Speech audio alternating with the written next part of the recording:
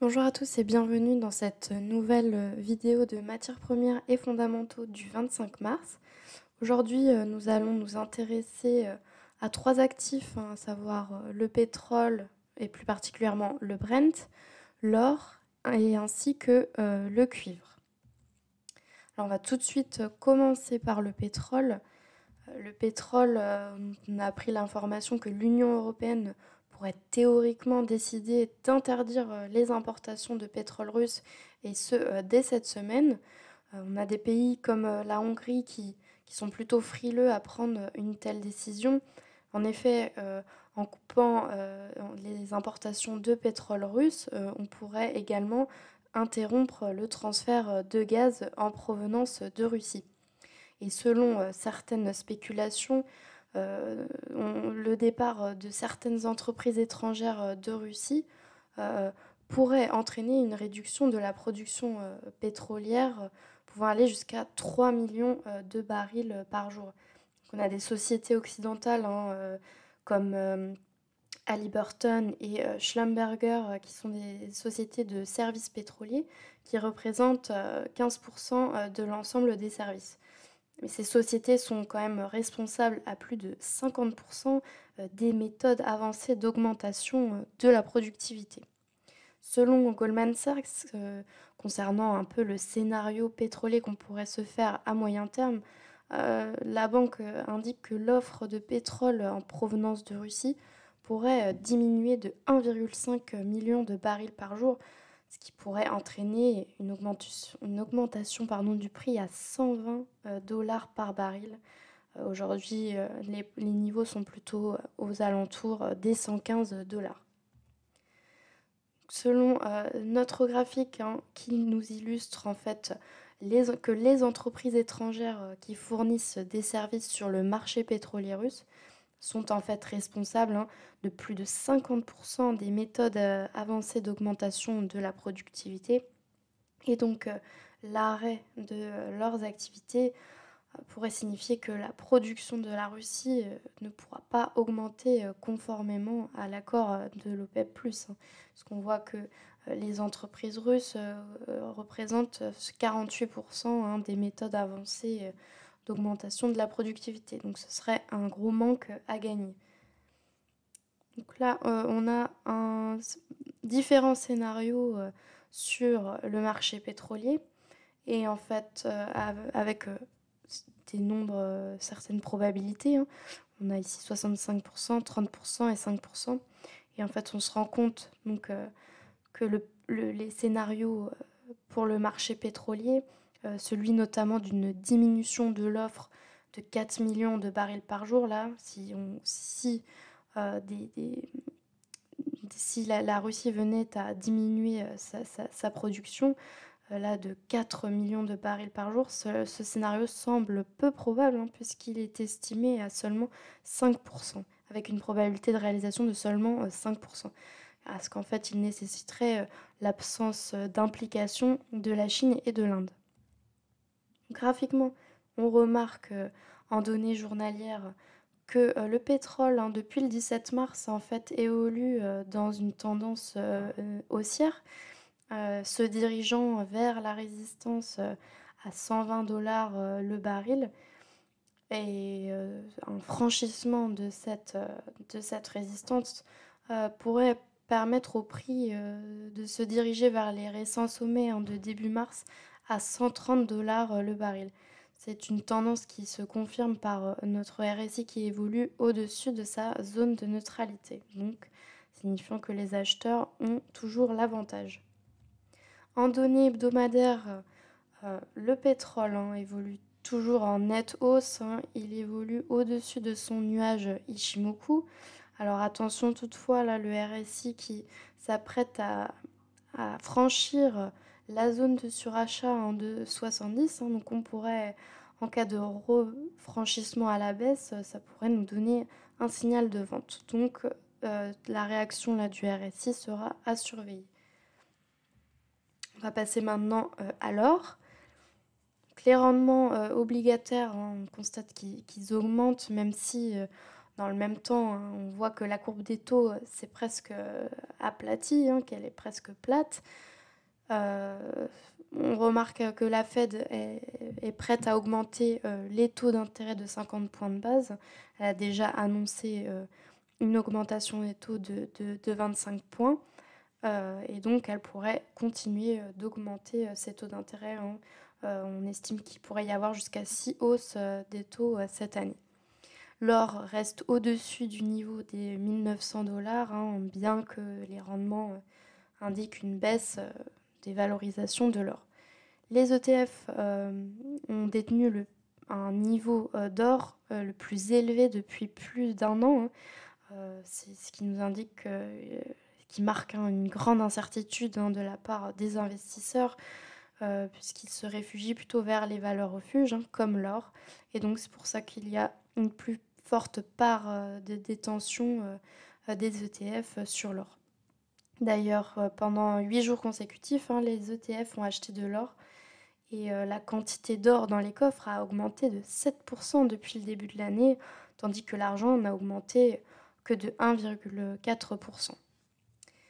Donc, on remarque, hein, sur notre graphique que, les ETF, achètent, de l'or, hein, là, on a la position totale, les détentions totales des ETF et on voit bien que la pente est quand même ascendante, ce qui pourrait indiquer que les baisses de marché sont donc limitées par la hausse des taux d'intérêt et des rendements.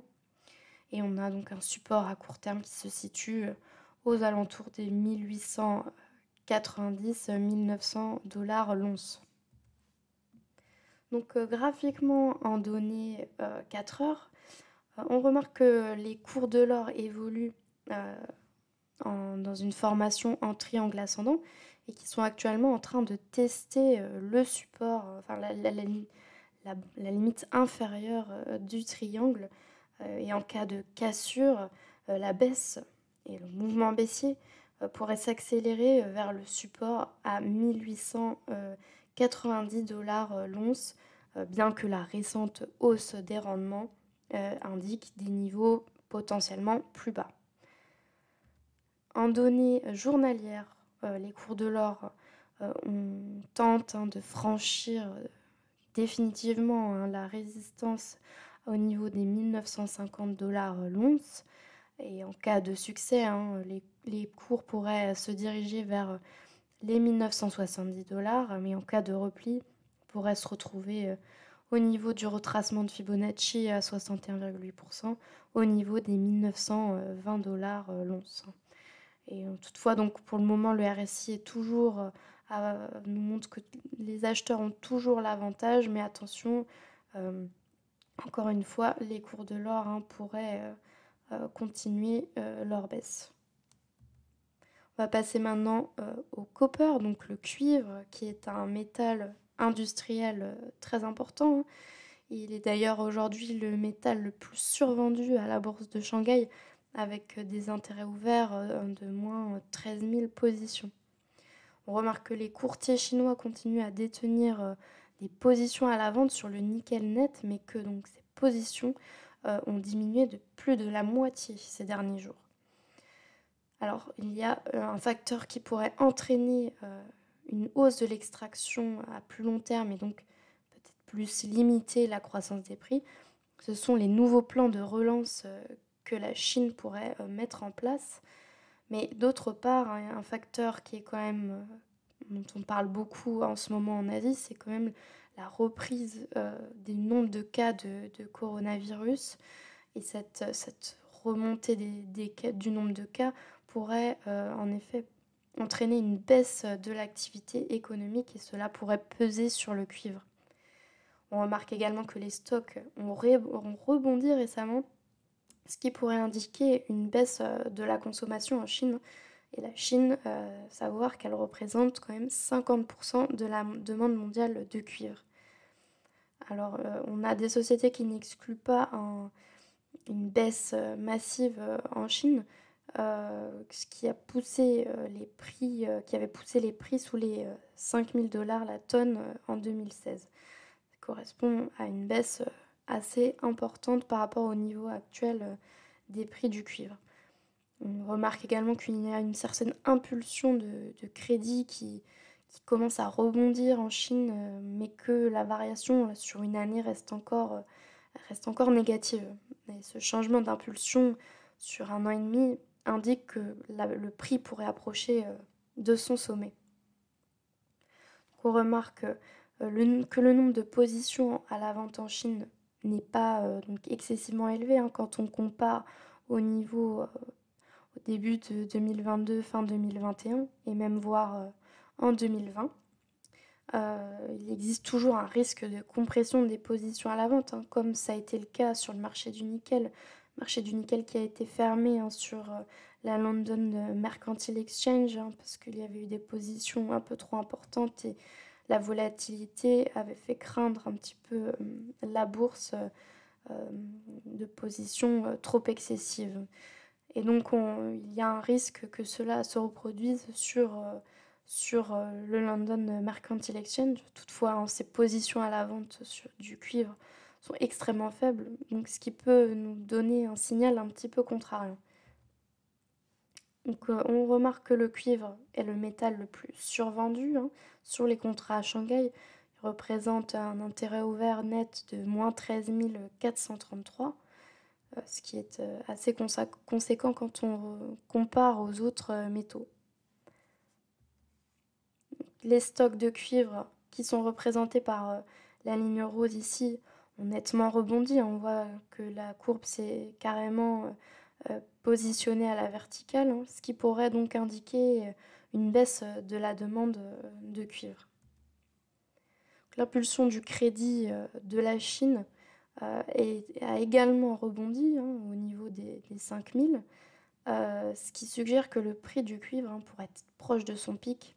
Si les mesures de relance du gouvernement ne sont pas orientées vers donc une politique d'investissement, le cuivre pourrait subir une certaine pression. Graphiquement, on remarque que le cuivre s'est heurté à la résistance de 10 450, n'a pas réussi à franchir cet obstacle pour prolonger son mouvement haussier. Et donc on pourrait s'attendre à ce que les prix viennent se replier au contact de cette résistance en direction des 10 120. Mais toutefois, on remarque que les acheteurs continuent d'avoir l'avantage puisque le RSI évolue au-dessus de sa zone de neutralité. Et comme on l'a dit précédemment, les prix du cuivre pourraient être proches de leur sommet. Donc, en données hebdomadaires, la tendance haussière du cuivre est ici aussi présente, puisque les prix évoluent au sein d'un canal ascendant. Et voilà, ils se sont également heurtés à cette même résistance et donc potentiellement on pourrait assister à un repli et une cassure de la limite de la borne inférieure du canal. Mais toutefois, le RSI, en données hebdomadaires aussi, évolue au-dessus de sa zone de neutralité. Donc un mouvement haussier pourrait être à prévoir. Donc c'est ainsi que s'achève notre analyse hebdomadaire des matières premières et fondamentaux. Je vous remercie pour votre écoute. Je vous dis à la semaine prochaine pour une nouvelle vidéo. En attendant, je vous souhaite une excellente journée et un très bon week-end. Merci.